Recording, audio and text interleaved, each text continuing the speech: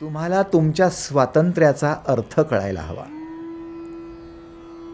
भ्रम काय? स्वातंत्र्याचा अर्थ न समजून घेता, स्वातंत्र्याचा अर्थ न समजून घेता चुकीचा अर्थ लावणे. सिंपल आहे, भ्रम. आणि असं म्हटलं जातं, माणूस भ्रमातच जगतो. माणूस भ्रमातच जगतो.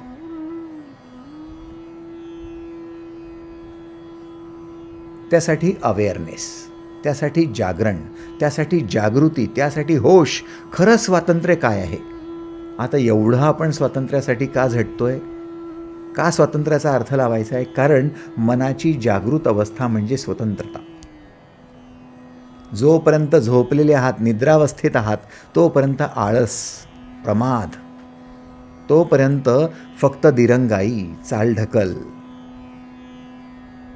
हळूहळू त्या अवस्थेतून बाहेर आलात म्हणजे अर्धजागृत अवस्थेत आलात, सबकॉन्शियस स्टेटला आलात म्हणजे जास्तीत जास्त लोकांचा संपर्क, वातावरणाशी निगडीत विचार. लोक काय म्हणतील, त्याला काय वाटतं, हिला काय वाटतं, ते काय करतात, हे काय करतात, फक्त तिकडेच लक्ष म्हणजे दैववादी होणं. एकतर निद्रावस्थेत राहून आळशी होणं किंवा सुषुप्त अवस्थेत येऊन फक्त दैववादी होणं. हे सर्वसाधारण व्यक्तीचं जीवन आहे. पण जो व्यक्ती याच्या पलीकडे पाऊल टाकायला तयार होतो, तो जागृत होतो, तो व्यक्ती स्वातंत्र्याचा अर्थ समजून घेतो, जागृतीला समजून घेतो, तो व्यक्ती जीवनात पहिल्या वेळी स्वावलंबी होण्यासाठी उभा राहतो. तो व्यक्ती असाधारण व्यक्तिमत्वाकडे वळतो.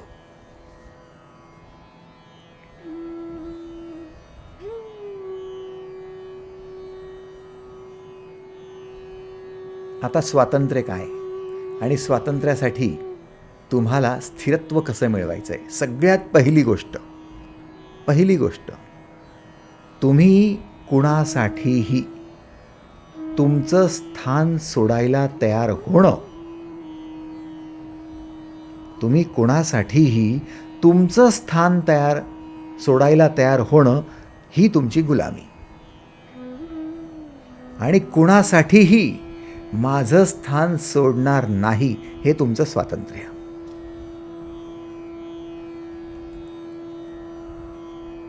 तुमची इच्छा काय आहे? तुमची इच्छा म्हणजे तुमच्या अंतरंगात वारंवार सुरू असलेले विचार. जेवणाचा एकदा विचार झाला म्हणजे जेवणाची इच्छा थोडीच होते, पण तोच विचार दोनदा केला म्हणजे तुम्हाला आता जेवणाची इच्छा झाली. 5दा केला म्हणजे आता तुमची दृढ इच्छा झाली. 10दा केला म्हणजे बर्निंग डिझायर. एकच विचार वारंवार करायला लागलात म्हणजे इच्छा बनते. मग कुणासाठीही स्थान सोडून देण्याची इच्छा निर्माण होणं म्हणजे वारंवार कुणासाठीही तुम्ही स्थान सोडण्याचा विचार करत राहणं, ही तुमची गुलामी आहे. आणि स्वातंत्र्य काय? कुणासाठीही स्थान सोडणार नाही. तुमचं स्थान काय असतं? तुम्ही निश्चित केलेलं ध्येय हे तुमचं स्थान. तुम्ही ठरवलेले टार्गेट्स हे तुमचं स्थान. तुम्ही सेट केलेले गोल हे तुमचं स्थान. तुम्ही स्वतःची निर्माण केलेली छबी, तुमची प्रतिमा, तुमची इमेज हे तुमचं स्थान. तुम्ही स्वतःचं निर्माण केलेलं चारित्र्य हे तुमचं स्थान. तुमचं घडवलेलं उमदं व्यक्तिमत्व हे तुमचं स्थान. तुमची मूल्य हे तुमचं स्थान. तुमचं स्थान काय आहे? कष्ट करून करून करून करून ज्या ध्येयपथावर चालत आलात ते तुमचं स्थान आहे. पहिल्या वर्गात शिकत होतात, तिथून कष्ट करून दुसऱ्या वर्गात आला, आता दुसऱ्या वर्गात तुमचं स्थान आहे.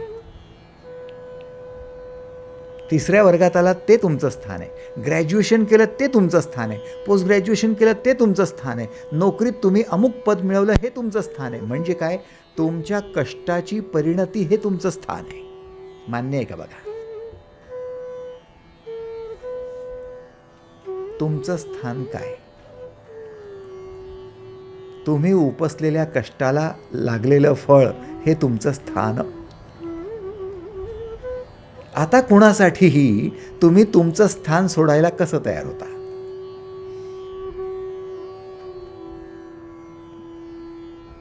स्वातंत्र्य काय आहे?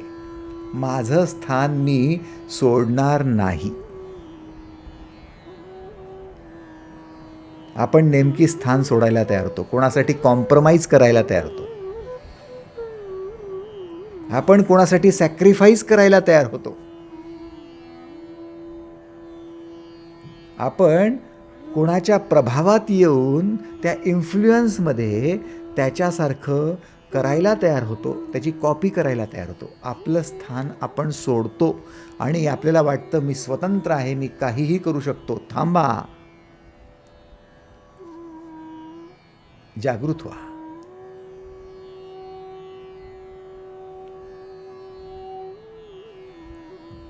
मी काहीही करू शकतो हे तुमचं स्वातंत्र्य नव्हे.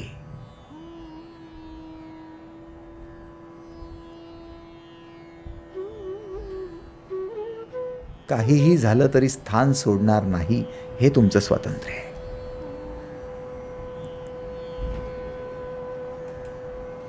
मनोवृत्ती काय आहे? तुमच्या अंतरंगात घोंगावणारे विचार. मनोवृत्ती काय आहे? तुमच्या अंतरंगात सातत्याने सुरू असलेले प्रबळ ठरलेले विचार.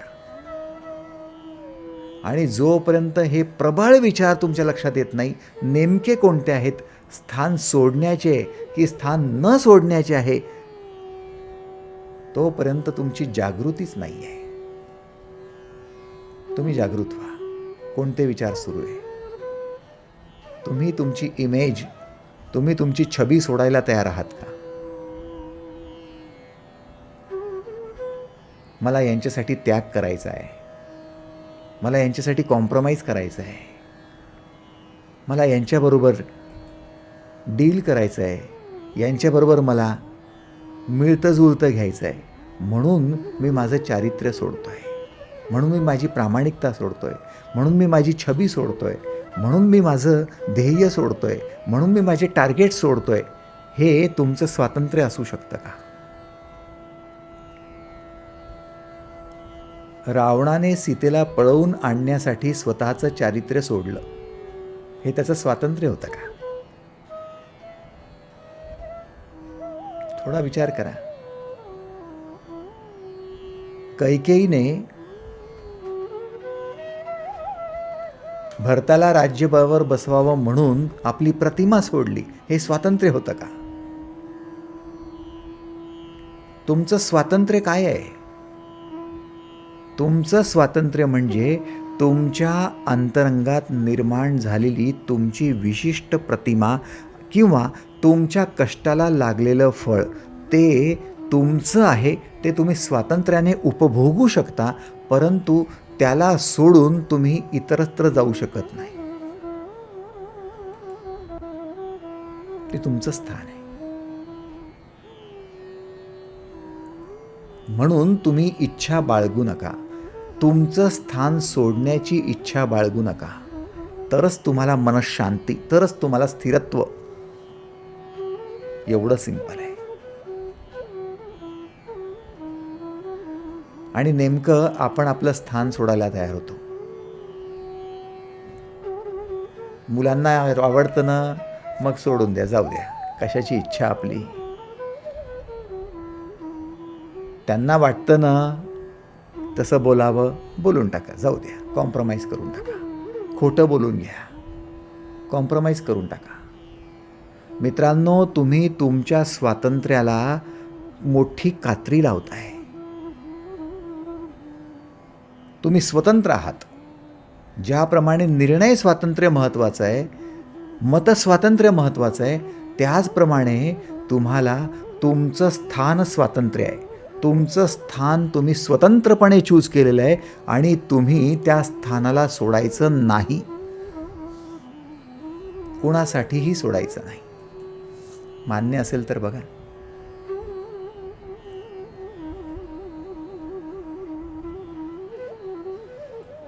नेमका गैरसमज होतो की मी एवढा पैसा कमवला, मी एवढी लोकांमध्ये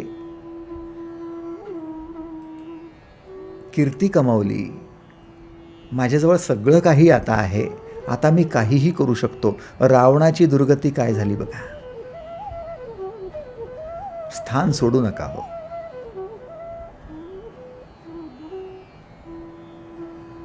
एकदा जर तुम्ही स्थान स्वीकारताय तर ते स्थान तुम्हाला सोडता येणार नाही. अन्यथा ते स्थान स्वीकारूच नका. तुमचं स्वातंत्र्य आहे, स्थान स्वातंत्र्य.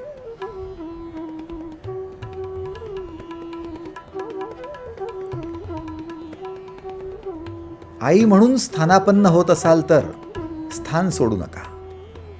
पती म्हणून स्थानापन्न होत असाल तर स्थान सोडू नका.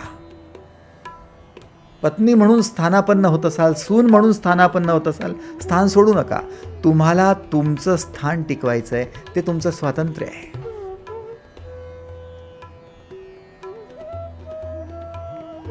तुम्ही पाहिलं का, जोपर्यंत तुम्ही त्या स्थानावर नसता तोपर्यंत तुमच्याकडनं कोणी अपेक्षा करत नाही.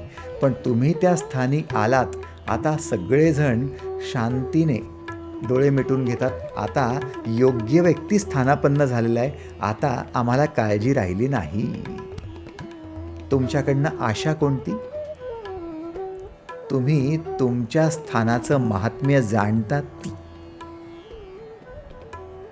हीच तुमची इमेज असते मित्रांनो. आणि तुम्ही ज्या पदावर काम करताय, तुम्ही ज्या जबाबदारीने किंवा ज्या कर्तव्याने त्या भूमिका निभावताय, ते तुमचं स्थान आहे. आणि सगळ्या लोकांची आशा तिथेच आहे. आणि जर ती आशा पूर्ण केली नाही, तुम्ही स्थान बदललं, तर ती निराशा होते. आणि होपलेस. आपण होपलेस केव्हा ठरतो? जेव्हा आपण स्थान सोडतो तेव्हा. स्थान सोडू नका. किती लोकांना मान्य आहे त्यांनी हात वर करा. थँक्यू. धन्यवाद. धन्यवाद.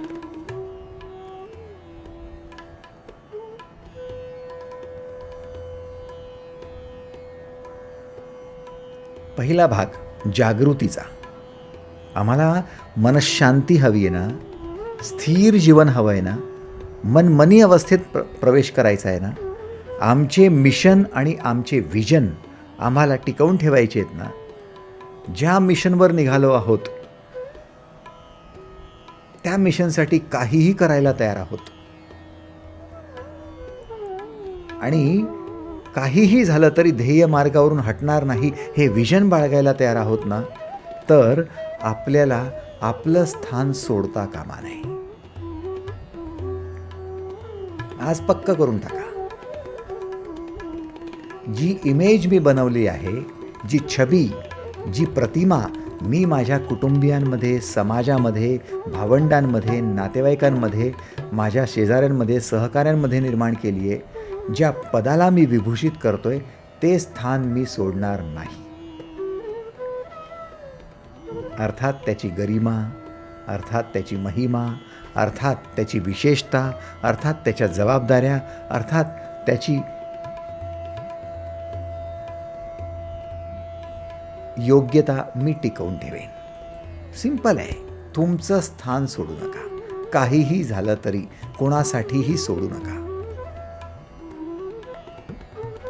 भीष्माने स्थान सोडलं दुर्योधनासाठी आणि नुकसान करून घेतलं. इतिहास काय सांगतोय बघा. ज्यांनी ज्यांनी आपली स्थानं सोडली त्यांनी इमेज गमावली. द्रोणाचार्यांनी आपलं स्थान सोडलं, कृपाचार्यांनी आपलं स्थान सोडलं, कर्णाने आपलं स्थान सोडलं आणि आपली इमेज गमावली. स्वाभाविक आहे. तुम्ही कुणासाठीही बळी पडू नका. सॅक्रिफाईस करायला किंवा कॉम्प्रोमाइज करायला तुमचं जीवन नाही आहे. तुम्ही मनशांती जर करायची असेल तर, हवी असेल तर मनाला स्थिर ठेवा. स्थान स्वातंत्र्य तुमचं. नंबर 2, दुसरा महत्त्वाचा भाग. जीवनात सेटबॅक आला किंवा जीवनात कुठल्या प्रकारची दुर्घटना घडली आणि त्यातून बाहेर पडायला निघालायत, तेव्हा तुम्ही चुकूनही घडलेल्या घटनांचा विचार करत बसू नका. त्या घटनांचा वारंवार विचार करू नका किंवा त्या घटनांवर थांबून जाऊ नका. जीवनात जेव्हा केव्हा सेटबॅक येतो तेव्हा त्या घडलेल्या घटनांचा विचार करत बसू नका किंवा त्या घटनांमध्ये अडकून जाऊ नका. तुम्हाला स्वातंत्र्य आहे. दुर्घटनांमधून बाहेर पडण्याचं स्वातंत्र्य तुमचं आहे.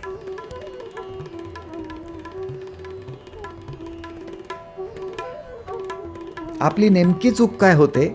कोणतीही घटना घडली म्हणजे, अर्थात दुर्घटना घडली म्हणजे, आपल्याबरोबर वाईट घडलं म्हणजे त्यातून बाहेर पडण्याची प्रचंड घाई तर आपल्याला होते, पण आपण स्वतःच त्या घडलेल्या घटनांचा खूप जास्त विचार करत राहतो आणि आपणच आपले पाय मागे ओढतो.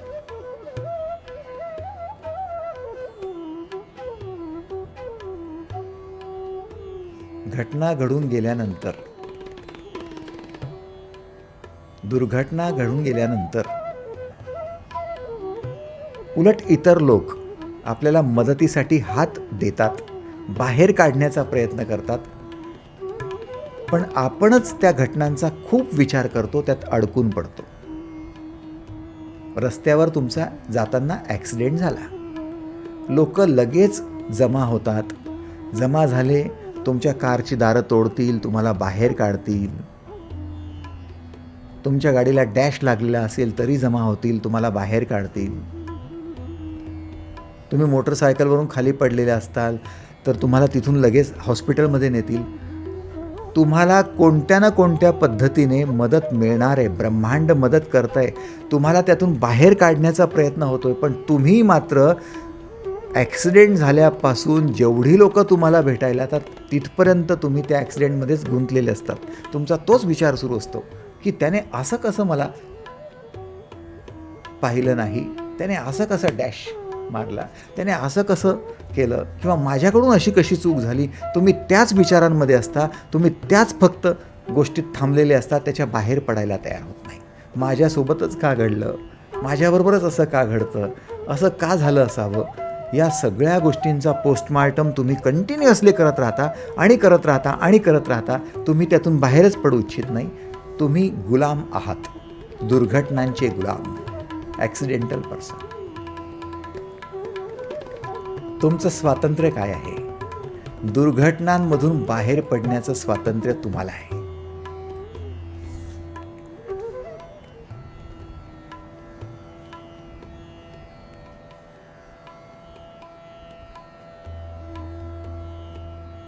थोडा विचार करा मित्रांनो.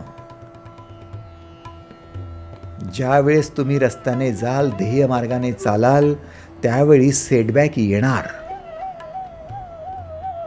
ज्यावेळी तुम्ही कुठलंही कार्य हाती घ्याल त्याच्यामध्ये यश अपयश येणार. अपयश आल्यानंतर त्याचा विचार करत बसायचा, अपयशामध्ये अडकून बसायचं की आपण त्यातून बाहेर पडायचं, हे आपल्या हातात आहे. मनोवृत्ती सांगते आहे. आणि आपल्याला नेमकं वाटतं की आपण ज्यावेळी आपल्या अपयशांचं खूप विचार करतो तेव्हा आपल्याला अनुभव, तेव्हा आपल्याला शहाणपण येतं. सगळ्यात मोठी चूक, जो व्यक्ती अपयशांचा विचार करत राहतो त्या व्यक्तीला शहाणपण तर येतच नाही, पण अपयशातून बाहेर पडण्याचा मार्गही दिसत नाही.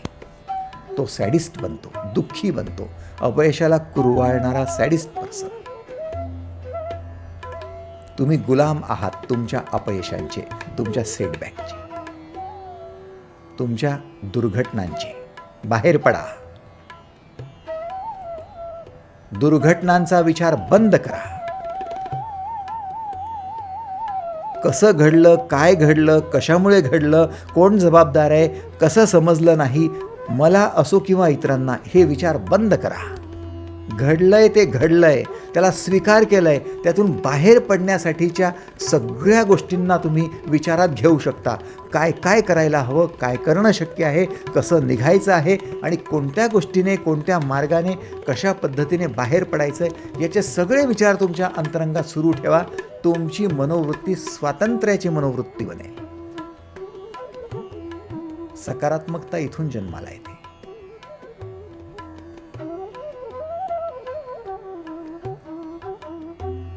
पण आपलं दुर्भाग्यच ते आहे, आपण वारंवार दुर्घटनेच्या विचारांशी संलग्न असतो. नातेसंबंध बिघडले, आपण त्याचाच विचार करणार. कोणाशी वाद झाला, आपण त्याचाच विचार करणार.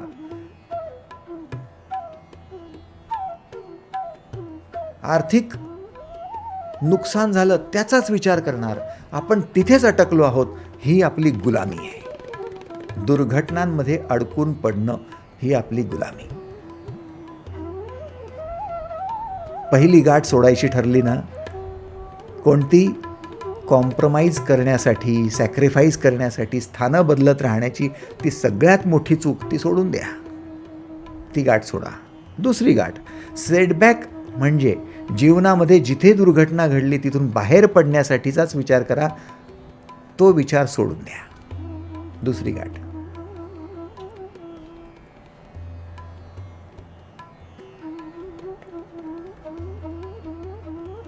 किती लोकांना मान्य आहे?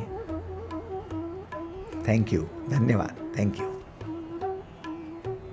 तिसरा महत्त्वाचा भाग, जागरण कुठे हवंय, जागृती कुठे हवी आहे. तिसरं, लैंगिक जीवनाबद्दलचा विचार करणं बंद करून टाका. ती सगळ्यात मोठी गुलामी आहे.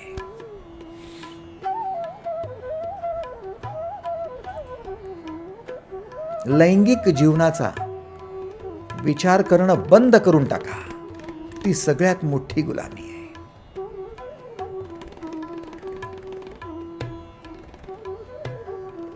दुर्दैवाने माणसाचं वय वाढत जातं, पण माणसाची ही विचारसरणी बदलत नाही. मेट्रो सिटीजमध्ये तरुणींना ज्या अपडाऊन करतात, बसने प्रवास करतात, पब्लिक व्हेकल्समधून जातात, त्यांचे इंटरव्ह्यूज घेण्यात आले, सर्व्हे करण्यात आला. त्यांना विचारण्यात आलं, तुम्हाला सगळ्यात जास्त त्रास समाजातल्या कुठल्या घटकाकडून होतो? फार दुर्दैवी उत्तर आहे मित्रांनो. सर्व्हे सांगतोय या महिलांना, या तरुणींना सगळ्यात जास्त त्रास प्रौढांकडून, वृद्धांकडून होतोय.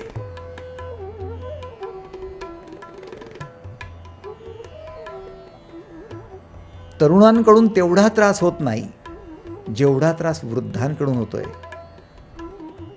बसमध्ये शेजारी बसणं आणि विकृतीने बरबटलेल्या लोकांकडून त्रास होणं हा महिलांचा अनुभव आहे. असं का होतंय?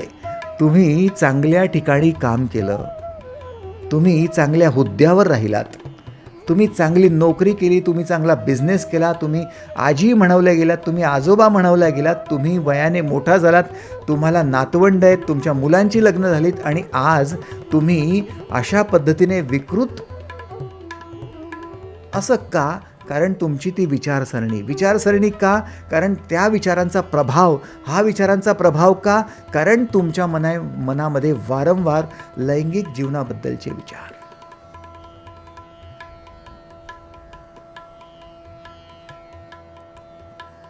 थोडं सावध व्हा, ही गुलामी आहे. त्या व्यक्तीला असं आवडतं अशी गोष्ट नाही आहे, पण वारंवार त्या विचारांचा प्रभाव असल्यामुळे तो व्यक्ती काय करतो त्याला सुचत नाही.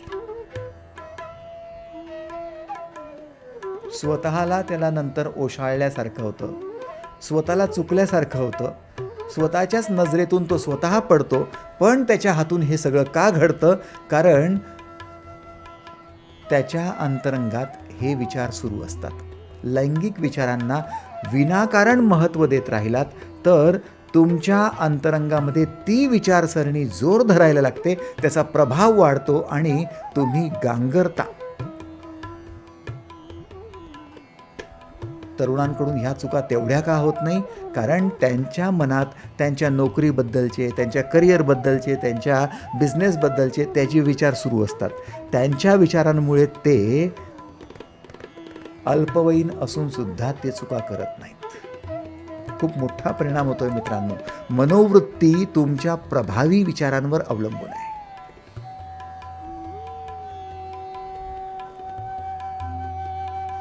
वयाचे 55 वर्ष झालीत, 60 वर्ष झालेत, 65ला आलेत आणि अफेअर करताय. असं का व्हावं?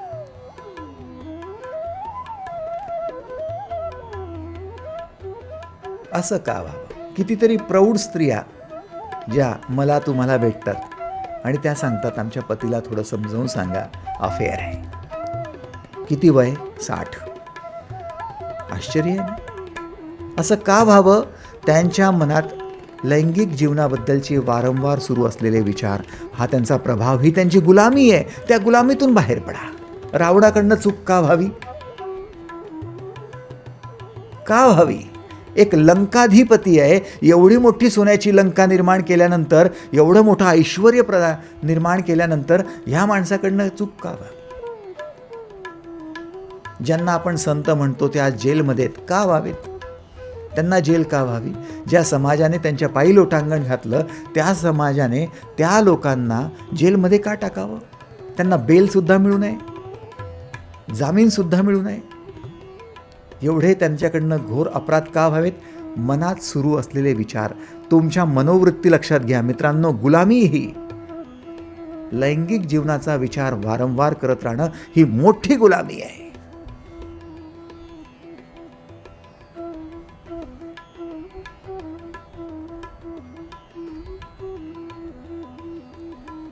सावध व्हा.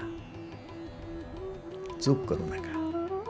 तुमच्या जीवनाला स्थान जर सोडायचं नसेल, चारित्र्य, तुमची मूल्य, तुमचं तत्व, तुमची नीती, तुमचं ध्येय, हे जर सगळं सोडायचं नसेल, तर तुम्हाला आवश्यकता आहे स्थान टिकवून ठेवण्याची. ते स्वातंत्र्य आहे तुमचं. सेटबॅक आला त्याच्यानंतर क्रिएशनचं स्वातंत्र्य आहे तुमचं. एक दुर्दैवी गोष्ट आपल्या जीवनात घडते बघा. जसं जसं वय वाढत जातं, केस पांढरे होतात, रिटायरमेंटला आपण येतो आणि आपली मुलं मोठी होतात. मुलं जशी कमवायला लागतात तशी आपण जर क्रिएटिव्ह राहिलो, आपण काम करत असलो, तर मुलं म्हणतात, आता तुम्ही बसा शांत, तुम्हाला काय काम आहे आता? आम्ही आहोत ना कमवायला. तुमचे आता खाण्यापिण्याचे दिवस आहे, सुखाचे दिवस आहे, शांत राहण्याचे दिवस आहे. मित्रांनो, नीट लक्षात घ्या, या म्हणण्याला कधीच बळी पडू नका. खाली मन शैतान का घर.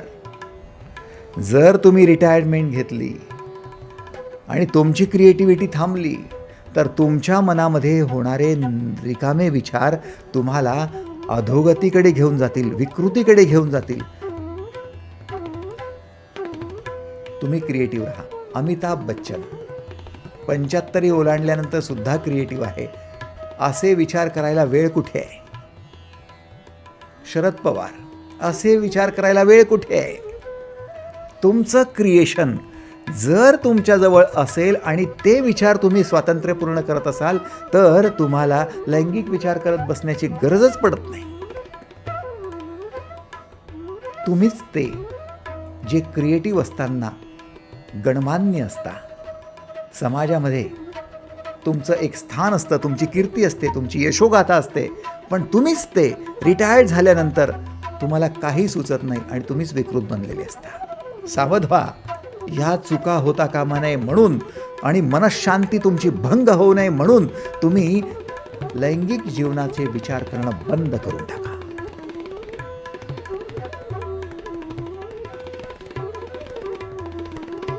किती लोकांना मान्य आहे त्यांनी हात वर करा. थँक्यू. धन्यवाद. धन्यवाद. थँक्यू. चौथा महत्त्वाचा भाग, तुमच्या स्वातंत्र्यासाठीचा अवेअरनेस, मनःशांतीसाठी. स्तुती सगळ्यांना आवडते. इतरांनी तुमची स्तुती केली, नक्की ऐका. त्यांनी स्तुती केली, त्यांनी टाळ्या वाजवल्या, तुम्ही पण त्याच्याबरोबर टाळ्या वाजवून घ्या. कोणी तुमच्या पाठीवर थाप मारली आणि शाबासकी दिली, व्हेरी गुड व्हेरी गुड, तर तुम्ही पण त्याच्यामध्ये आनंद साजरा करा, सगळं करा, पण तुमच्या हृदयापर्यंत तुमची स्तुती जाऊ देऊ नका.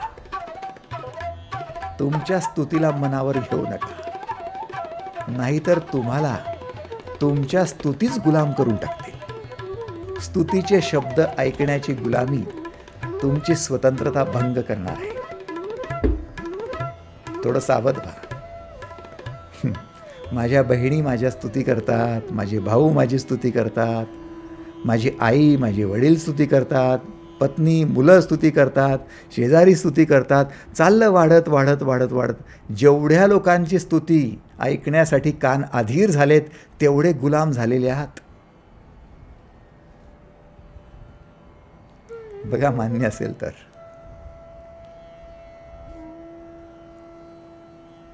आणि ही मनोवृत्ती बनते आपली. लोकांनी चांगलं म्हणावं, शेजाऱ्यांनी चांगलं म्हणावं, यांनी चांगलं म्हणावं, म्हणूनच तर आपले हे सगळे, हा त्याग करू दे, तो त्याग करू दे, हे कॉम्प्रोमाइज करू दे, ते कॉम्प्रोमाइज करू दे, हे सगळं कशामुळे चालू आहे? तुमची स्थानं का बदलतायत? तुमची तत्व का बदलतायत? याने चांगलं म्हणावं, त्याने चांगलं म्हणावं. कशासाठी चांगलं म्हणावं? योगायोगाने स्तुती झाली हरकत नाही, पण नेहमी स्तुतीचा योग यावा याची गरज नाही.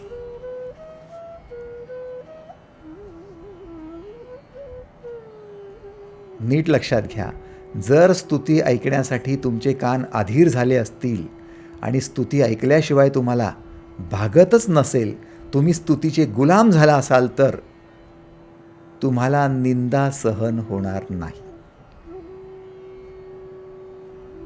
तुकाराम महाराज म्हणतात, निंदकाचे घर असावे शेजारी.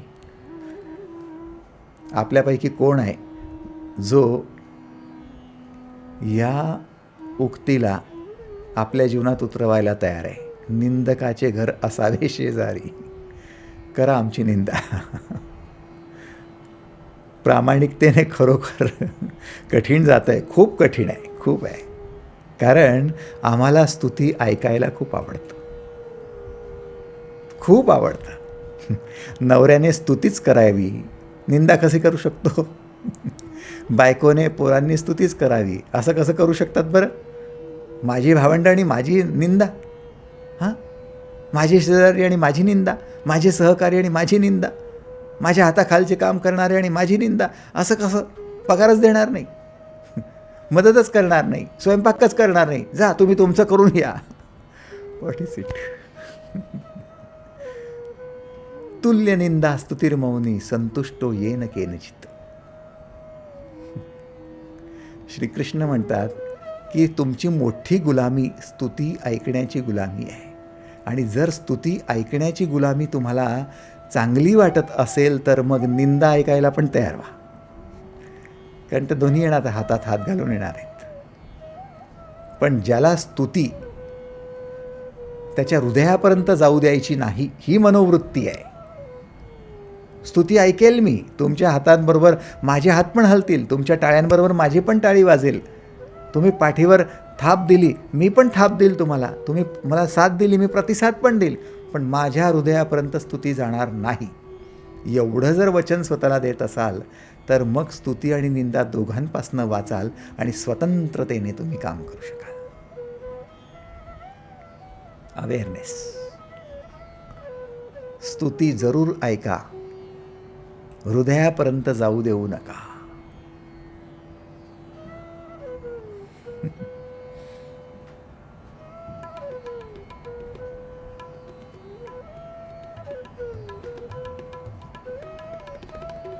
किती लोकांना मान्य आहे त्यांनी हात वर करा. Thank you, thank you.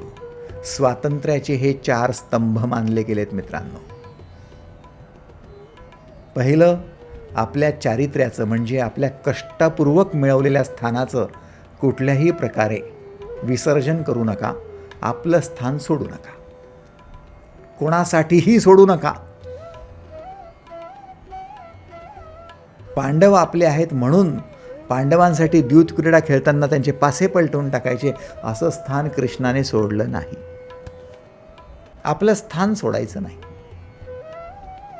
रुक्मिणीची किंवा सत्यभामेचा काही हट्ट आहे म्हणून आपलं स्थान सोडायचं नाही. स्थान सोडणार नाही. स्थान सोडू नका. बुद्धाने आपलं स्थान सोडलं नाही. महावीराने आपलं स्थान सोडलं नाही. तुम्ही स्थान सोडू नका. नंबर 1. नंबर 2, सेटबॅक आहे, दुर्घटना घडलेली आहे. त्या दुर्घटनेचे विचार करत बसू नका. त्या दुर्घटनांमध्ये अडकून जाऊ नका. त्यातून बाहेर पडण्यासाठीचेच विचार, त्यांचाच प्रभाव तुमच्यावर असू द्या.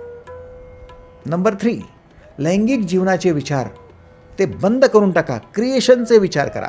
काय क्रिएट करायचं आहे, काय क्रिएट करायचं आहे. पास क्रिएटिव्ह राहा, क्रिएटिव्ह राहा, क्रिएटिव्ह राहा. सृजनात्मक विचार करत राहा. नंबर 4, स्तुती कितीही झाली तरी देखील हृदयापर्यंत स्तुतीला पोचू देऊ नका. स्तुतीसाठी आसुसले होऊ नका.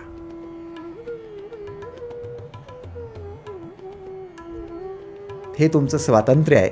आणि जर मित्रांनो एवढे स्वतंत्र व्हाल तर जागृत राहाल. हीच तुमची जागृती आहे. जागृत राहाल तर तुमच्या ध्येयावर तुम्हाला अढळपणे चालता येईल. तुमची तंद्रावस्था आणि तुमची तुरीय अवस्था म्हणजे तुमचं मिशन आणि तुमचं विजन तुमच्यासोबत कायम राहील. तुम्ही उन्नत अवस्थेकडे म्हणजे उन्मनी अवस्थेकडे आणि मनमनी अवस्था म्हणजे शांतीकडे तुम्ही नेहमी वाटचाल कराल. मनशांती टिकून राहील. नेहमी मन अमन राहील म्हणजे मन नियंत्रणात राहील. ते गोंधळणार नाही. मन नेहमी परेशान करणार नाही. उड्या मारत राहणार नाही. स्थिर मन. आणि एका जागी स्थिरावलेलं बीज ज्याप्रमाणे कल्पवृक्ष निर्माण करू शकतं तसं तुमची ही पोटेन्शियल एनर्जी ती कायनेटिक बनेल आणि तुम्हाला हवं तेवढं मोठं स्वरूप प्रकट करून देईल. कृष्णाने अर्जुनाला दाखवलेलं विराट स्वरूप दुसरं तिसरं काही नाही. हेच आहे की एका बीजाला स्थिर केलं म्हणजे तो किती मोठा कल्पवृक्ष होऊ शकतो. आणि मी अशाच प्रकारे माझ्या मनाला स्थिर केलेलं आहे म्हणून मी एवढा मोठा विराट बनू शकतो. आकाशा एवढा, तुका आकाशा एवढा. एवढं मोठं तुम्ही वृक्ष बना. आजसाठी एवढंच.